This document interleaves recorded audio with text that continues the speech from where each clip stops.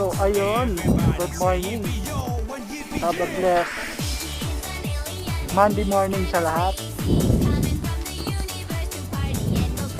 Oras na naman ng paguran. Diba? Medyo makulimlim. Hindi pa naman uulan.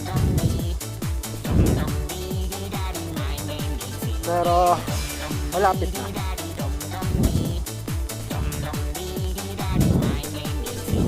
Oh, maambod na pala.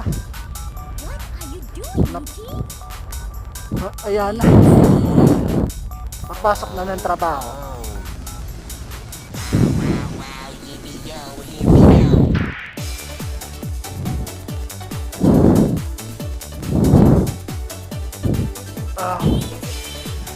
Dahil